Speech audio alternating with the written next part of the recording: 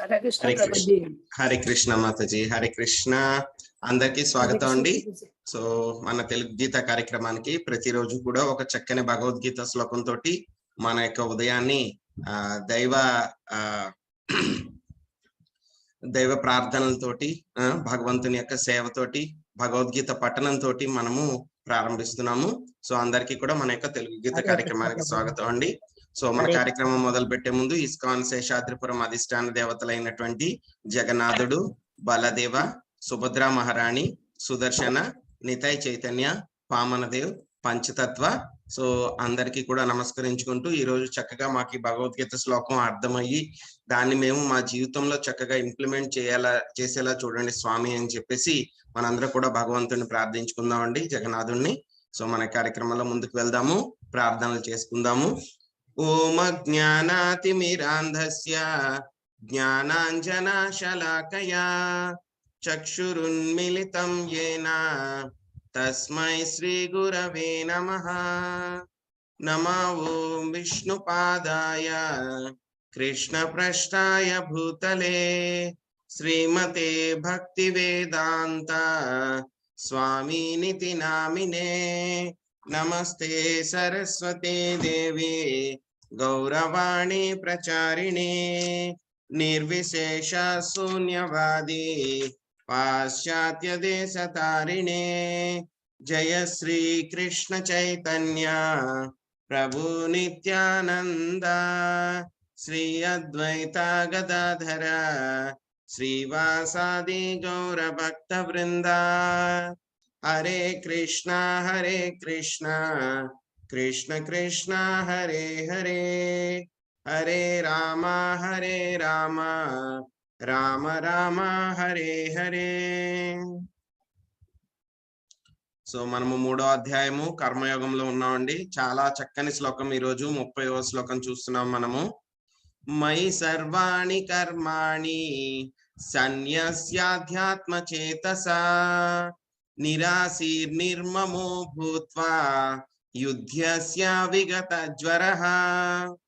కావున ఓ అర్జున, నన్ను కూర్చిన సంపూర్ణ జ్ఞానము కలవాడవై ఫలాపేక్ష మరియు మమత్వములను విడచి కర్మలన్నింటినీ నాకు అర్పించి మాంద్యమును వీడి యుద్ధము చేయుము. చాలా చక్కని శ్లోకం అండి ఈరోజు మనం చూస్తున్నాము. సో ఈ శ్లోకం ఏంటంటే కనుక మనకి నిష్కామ కర్మయోగం నుంచి మనల్ని భక్తి యోగానికి తీసుకుని వెళ్తుంది అనమాట ఈ యొక్క శ్లోకం అనమాట. ఇదేంటంటే మన యొక్క ట్రాన్సిషన్ పీరియడ్ అనమాట, ట్రాన్సిషన్ శ్లోక అనమాట, చాలా ఇంటర్ కనెక్టింగ్ శ్లోక అనమాట. సో మనం చూసాం మనం 27వ శ్లోకంలో. సో ప్రకృతి క్రియమాణాని గుణై కర్మాణి సర్వశా అహంకార విమూఢాత్మ కర్తాహం ఇతి మన్యతే. అందులో స్వామి చెప్పారు మనకి. సో ఏవైతే కనుక మన యొక్క కర్మలన్నీ కూడా జరుగుతున్నాయో అవన్నీ కూడా ఎలా జరుగుతున్నాయండి? ప్రకృతి యొక్క త్రిగుణాల ద్వారా అవన్నీ కూడా జరుగుతున్నాయి.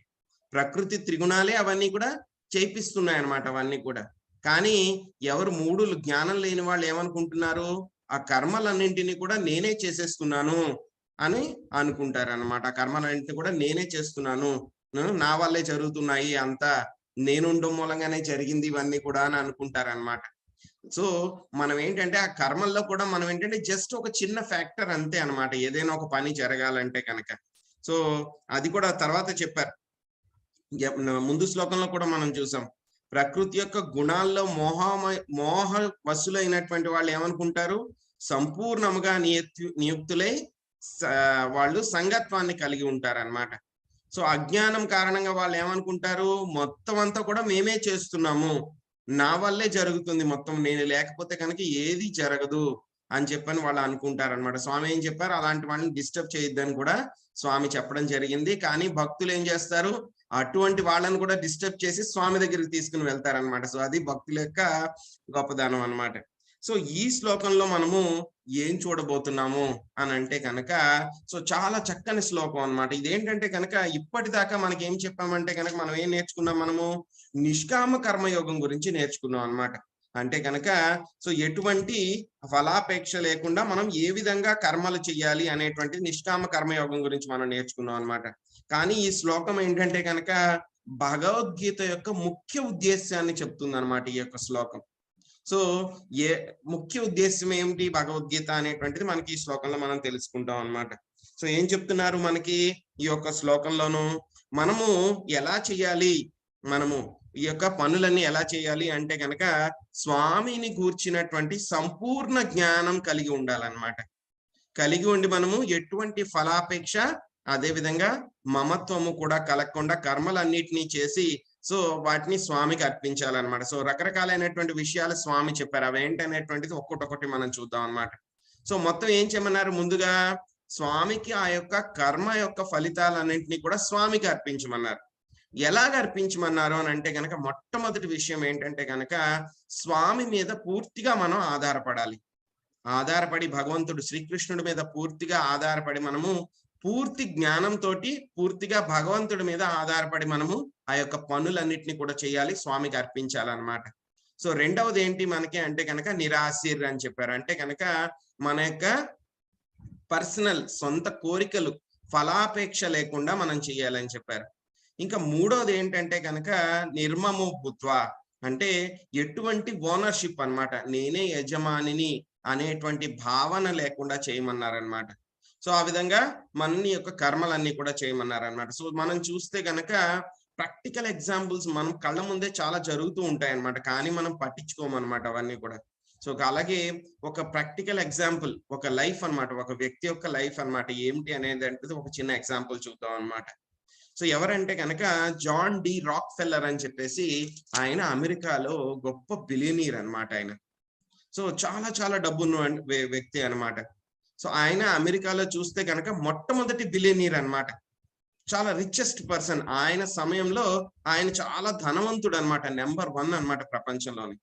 25 సంవత్సరాలకి ఏంటంటే కనుక ఆయన అమెరికాలోని ఒక పెద్ద ఆయిల్ రిఫైనరీస్ ని ఆయన కంట్రోల్ చేశాడు అనమాట, ఆయనదే అనమాట ఆయిల్ రిఫైనరీ. 31 సంవత్సరాలకు వచ్చేసరికి ఏంటంటే కనుక ఆయనకి ప్రపంచంలోనే పెద్ద ఆయిల్ రిఫైనరీ ఉందన్నమాట ఆయనకి. ఇంకా 38 సంవత్సరాలకు వచ్చేసరికి ఆయన ఏంటంటే కనుక మొత్తం అమెరికాలో ఉన్న ఆయిల్ రిఫైనరీస్ లో 90 వంతు ఆయనదే అనమాట, 90%. అంటే వర్చువల్ గా మొత్తం మోనోపోలి ఆయనది, మొత్తం ఆయిల్ రిఫైనింగ్ బిజినెస్ అంటే అమెరికాలో మొత్తం అంతా ఆయన చేతుల్లోనే ఉంది. ఇంకా 50 సంవత్సరాలుగా ఆయన ఏమైపోయాడంటే కనుక అమెరికాలో అందరికన్నా చాలా గొప్ప ధనవంతుడు అయిపోయాడు. సో అది 50 సంవత్సరాల వరకు ఆయన యొక్క అచీవ్మెంట్ అన్నమాట. కానీ ఏమైందంటే కనుక 53 సంవత్సరాలకు వచ్చేసరికి ఆయనకి ఏమైంది, ఒక వింత జబ్బు వచ్చింది అనమాట ఆయనకి. చాలా జబ్బు పడిపోయాడు ఆయన, చాలా ఆరోగ్యం పాడైపోయింది అనమాట. ఎలా అయిపోతుందంటే కనుక ఆయనకి నిద్ర ఉండేది కాదనమాట, నిద్ర పట్టదు అనమాట ఆయనకి.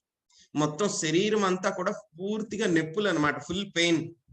ఆయన మొత్తం జుట్టు ఏదైతే ఉందో జుట్టు, ఆయన శరీరం మీద ఉండేటువంటి వెంట్రుకలు అన్ని కూడా మొత్తం రాలిపోవడం మొదలు పెట్టినాయి అనమాట. సో ఆయనకి నిద్ర లేదు, ఒక ఆనందం లేదు. సో తినడానికి కూడా ఏది కూడా ఆయనకి సహించట్లేదు అనమాట ఆయనకి. సో ఆయన ఏంటి, ప్రపంచంలోనే అధికమైనటువంటి ధనవంతుడు, ఏది కావాలన్నా సరే ఆయన కొనుక్కోవచ్చు, చిటికలేస్తే కనుక ఆయన చేతికి వచ్చేస్తాయి అనమాట.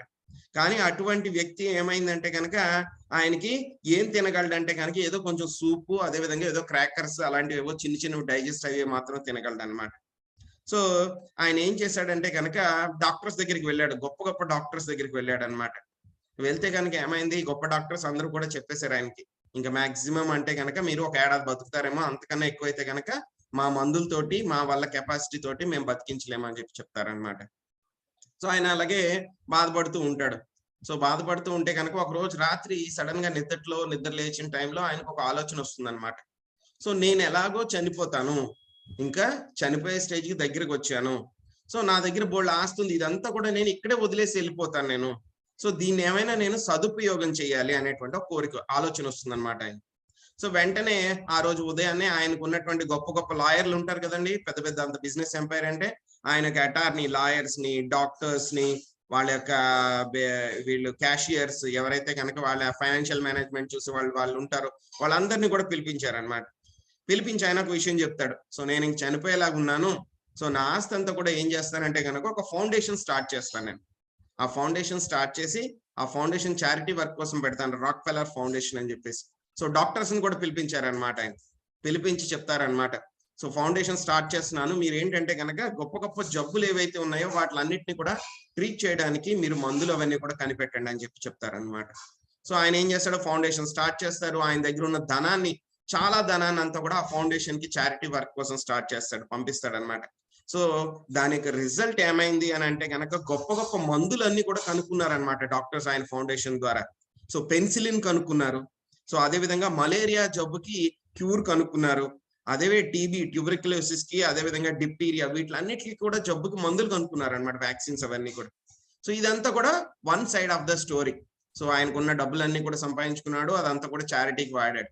కానీ ఈ స్టోరీలో వండర్ఫుల్ థింగ్ ఏంటంటే, అమేజింగ్ పార్ట్ ఏంటంటే కనుక, ఎప్పుడైతే కనుక ఆయన దగ్గర ఉన్నటువంటి డబ్బుని ఈ యొక్క ఫౌండేషన్ కి డైవర్ట్ చేయడం మొదలు పెట్టాడో, వెంటనే ఆయన బాడీ కెమిస్ట్రీలో చేంజెస్ వచ్చినాయి అనమాట.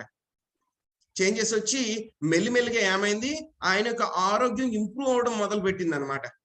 ఆయన ఆరోగ్యం బాగవుతూ వచ్చింది అనమాట, మెల్లిమెల్లిగా మంచిగా అవుతుంది ఆయన యొక్క ఆరోగ్యం, హెల్త్ ఇంప్రూవ్ అవుతుంది అనమాట. సో 53 సంవత్సరాలకి చనిపోతాడు అనుకున్నటువంటి వ్యక్తి ఆయన చూస్తే కనుక 98 సంవత్సరాలు బతికాడు ఆయన. 53 సంవత్సరాలకి ఇంకా ఆయన చనిపోతాడని చెప్పి డాక్టర్ డిక్లేర్ చేసేసారు ఇంకా. కానీ ఆయన 98 సంవత్సరాలు బతికాడు అనమాట ఆ విధంగా ఆయన. సో ఆయన కంటిన్యూ చేస్తున్నాడు అనమాట, ఆయన నేర్చుకున్నాడు అనమాట. సో ఆయన డైరీలో చనిపోయే ముందు ఆయన డైరీలో రాసుకున్నాడు అనమాట, సుప్రీం ఎనర్జీ ఏదైతే ఉందో అది నాకు ఒక విషయాన్ని నేర్పింది. ఏంటంటే గనక ఈ సంపద ఏదైతే ఉందో అదంతా కూడా నాది కాదు. నేనేంటంటే గనక ఆయన చేతిలో ఒక ఇన్స్ట్రుమెంట్ ని. సో ఆయన యొక్క ధనాన్ని నేను ఏ విధంగా ఛానల్ చేయాలి అనేటువంటి ఒక ఇన్స్ట్రుమెంట్ కింద నేను ఉపయోగపడ్డాను, ఆ యొక్క ఇన్స్ట్రుమెంట్ కింద ఉపయోగపడ్డాను. సో నా లైఫ్ అంతా చూస్తే కనుక ఫుల్ ఆఫ్ వర్క్, మొత్తం వర్క్, ఫుల్ ఆఫ్ ప్లే. కానీ మొత్తం నేను ఏం చేశాను అంటే కనుక, నా యొక్క ఏవైతే కనుక నా వర్రీస్ ఏమైతే ఉన్నాయో అవన్నీ కూడా వదిలేసి, అన్ని కూడా ప్రతిరోజు కూడా భగవంతుడు నాకు మంచి చేశాడు అనేటువంటి ఆలోచనతో ఉండి నేను ఆ యొక్క ధనాన్ని అంతా కూడా భగవంతుని యొక్క సేవలో ఉపయోగించాను నేను అని చెప్పి ఆయన డైరీలో రాసుకున్నారనమాట. సో ఇలాంటి ఎగ్జాంపుల్స్ చాలా ఉంటాయి అన్నమాట. సో దీని ద్వారా మనం నేర్చుకోవాల్సింది ఏంటంటే గనక, అదే విషయాన్ని మనకి స్వామి భగవద్గీతలో చెప్తున్నారు ఇక్కడ చాలా ముఖ్యమైనటువంటి శ్లోకంలో అన్నమాట. ఇప్పుడు దాకా మనం నిష్కామ కర్మయోగం నేర్చుకున్నాం, కానీ ఈ శ్లోకం ఏం చేస్తుందంటే నిష్కామ కర్మయోగం నుంచి మనల్ని భక్తి యోగానికి తీసుకెళ్తుంది అనమాట. సో నిష్కామ కర్మయోగంలో మనం ఫలాపేక్ష లేకుండా చేస్తాం, కానీ ఏం చేస్తాము భక్తి యోగంలో స్వామి కోసం మనము ఫలాపేక్ష లేకుండా ఆ యొక్క పనులన్నీ కూడా చేస్తాం అన్నమాట. సో ఎలా చేస్తాము ఈ పనులు అని అంటే కనుక స్వామి హింట్ ఇస్తున్నారు అనమాట. సో ఎటువంటి పర్సనల్ కన్సిడరేషన్ కూడా లేకుండా, నాకు ఇది ఇష్టమా కాదా, నాకు నచ్చితే చేస్తాను, నచ్చకపోతే చెయ్యను అనేటువంటిది లేకుండా చెయ్యాలన్నమాట. స్వామి యొక్క సేవ కోసం, స్వామికి ఇష్టం కాబట్టి నేను నాకు ఇష్టం లేకపోయినా సరే చేస్తాను. సో రెండవది ఏంటంటే కనుక నిరాశిర్, అంటే కనుక ఎటువంటి ఫలితాన్ని కూడా ఆశించను అనమాట. నేను ఈ పని చేస్తున్నాను కాబట్టి నేను ఎటువంటి ఫలితాన్ని కూడా ఆశించకుండా నేను చేస్తాను. సో ఇంకోటి ఏంటంటే కనుక మనం తెలుసుకున్నాం, సో స్వామి కూడా చెప్తున్నారు అనమాట, సో ఏది కూడా మనకి భౌతిక ప్రపంచంలో ఉన్నది ఏది కూడా మనది కాదు, అంతా కూడా ఆయనదే అనమాట. మనం ఏంటంటే కనుక కస్టోడియన్స్, కొన్ని రోజులు మన దగ్గర ఉంచుకోవడానికి మనకి ఇచ్చారనమాట. ఇచ్చినప్పుడు ఏం చేయాలి మనము, దాన్ని మళ్ళీ మనము ఆయనదే కాబట్టి, అన్నిటికీ కూడా యజమాని ఆయనే కాబట్టి ఆయన యొక్క సేవలోనే మనము వీటన్నిటిని కూడా ఉపయోగించాలన్నమాట, భక్తియుత సేవలో ఉపయోగించాలన్నమాట. సో ఇంకొక ఫీలింగ్ ఎలా ఉండాలి అంటే కనుక నిర్మము, అంటే ఏది కూడా నాది కాదు, నేను దేనికి కూడా యజమానిని కాదు, స్వామియే యజమాని అనేటువంటి భావనతోటి ఉండాలన్నమాట. సో అదే విధంగా మనం ఈ పనులు చేసేటప్పుడు ఏంటంటే ఒక్కొక్కసారి మనకి అర్జునుడికి యుద్ధం చేయడానికి బంధువులు వచ్చారు, అడ్డం వచ్చారు అని చెప్పి అలా అనిపించినట్లే మనకు కూడా ఏదో ఒక ఆటంకులు మనసు చెప్తుంది అనమాట, చెయ్యొద్దు వద్దు అని చెప్పేసి. సో అలాంటప్పుడు కూడా మనం ఏం చేయాలి, ఆ యొక్క విగత జ్వర అంటే ఫేవరిష్ మెంటాలిటీ ఏదైతే కనుక మనకి విగత జ్వరం ఉందో అంటే లెథార్జీ అనమాట, బద్ధకం. సో దాన్ని మనము వదిలేయాలన్నమాట. సో వదిలేసి మనం ఏం చేయాలి, మన యొక్క కర్మలు ఏవైతే ఉన్నాయో, మన యొక్క కర్మలన్నిటిని, మన యొక్క గుణ కర్మ, సో ఏదైతే కనుక మన ఆక్యుపేషనల్ డ్యూటీ ఉందో, సో మనం ఏదైతే కనుక కర్మల్లో ఉన్నామో వాటిలన్నిటిని కూడా మనం చక్కగా స్వామి యొక్క సేవ కింద మనము చెయ్యాలన్నమాట. సో ఏం చేస్తుంది, చేస్తే కనుక మనకి ఏమొస్తుంది రిజల్ట్ అని అంటే కనుక ఆ విధంగా సేవ చేయాలి. ఎలా అంటే కనుక ఒక మిలిటరీ పర్సన్ అనమాట, ఒక మిలిటరీలో ఒక సైనికుడు ఉన్నాడు అనుకోండి, ఆయన ఏం చేస్తాడు, వాళ్ళ యొక్క కమాండర్ ఉంటాడు, అంటే ఆయన పైన సుపీరియర్ ఉంటాడు అనమాట. ఆయన చెప్తాడు నువ్వు రన్ అంటే కనుక రన్ చేయాలని, పరిగెత్తాలి అంతే. ఆ తర్వాత జంప్ అంటే జంప్ చేయాలి, దూకమంటే దూకేయాలి, ఆయన ఫైర్ చేయమంటే ఫైర్ చేయాలి. ఎదుటిగా ఎవరున్నారు, ఎవరు వచ్చారు, ఎవరు లేరు, నేను ఎందుకు పరిగెత్తాలి, ఇప్పుడు నేను పడుకోవాలా, పరిగెత్తాలా, లేవాలా, ఏమి ఆలోచించరు మిలిటరీ వాళ్ళు. సో మా కమాండ్ వచ్చింది వెంటనే ఎగ్జిక్యూట్ చేసేస్తారనమాట. సో వాళ్ళు వచ్చినప్పుడు ఇప్పుడు కమాండర్ నాకు చెప్పాడు, ఇప్పుడు నేను చేయడం మంచిదా లేదా, చేస్తే బాగుంటుందా అంటే కనుక ఆపోజిట్ వ్యక్తి ఉన్న ఆర్మీలో ఉన్న అతను వీడిని చంపేస్తారనమాట. సో అందుకని ఏం చేయాలి, వాళ్ళు ఎక్కువ ఆలోచించరు, నో థాట్, చేయమన్నారు కమాండర్ కాబట్టి చేసేస్తాం. సో స్వామి కూడా అర్జునుడిని ఈ విధంగానే ఒక కమాండర్ కింద ఆజ్ఞాపిస్తున్నారనమాట. సో అదే విధంగా మన అందరినీ కూడా చెప్తున్నారనమాట. సో ఆ విధంగానే ఏవైతే కనుక కృష్ణ భక్తి సేవలో ఉందో, కృష్ణ భక్తి భావనలో నీ యొక్క కర్మలు ఏవైతే కనుక ఉన్నాయో వాటిని అన్నిటినీ కూడా నువ్వు కృష్ణ భక్తి భావనలో చెయ్యి అని చెప్తున్నారనమాట.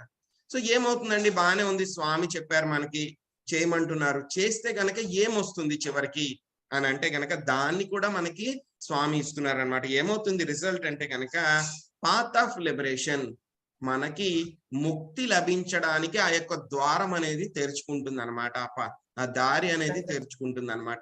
సో అల్టిమేట్ గా మనం అందరం కూడా ఏం చేయాలండి, మన యొక్క ఒరిజినల్ హౌస్ అనమాట, మనందరికీ కూడా ధామం అయినటువంటి గోలోక బృందావనానికి వెళ్ళాలి కాబట్టి, సో ఈ విధంగా ఈ భౌతిక ప్రపంచంలో ఉన్నప్పుడు మన యొక్క కర్మలన్నీ కూడా నిరాశి, నిర్మమో, విగత జ్వర, సో అటువంటి లక్షణాలతోటి మన యొక్క కర్మల్ని చేస్తే కనుక ఏమవుతుందండి, మనకి మన యొక్క పాత్ ఆఫ్ లిబరేషన్, సో మన యొక్క ముక్తి మార్గం అనేటువంటిది ఓపెన్ అవుతుంది. ఆ విధంగా ముక్తి మార్గంలో పయనించి అల్టిమేట్ గా మనము స్వామిని చేరుకోగలం అనమాట.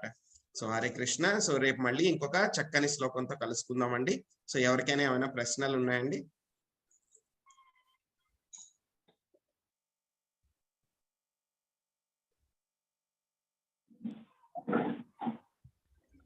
హరే కృష్ణ ప్రభు.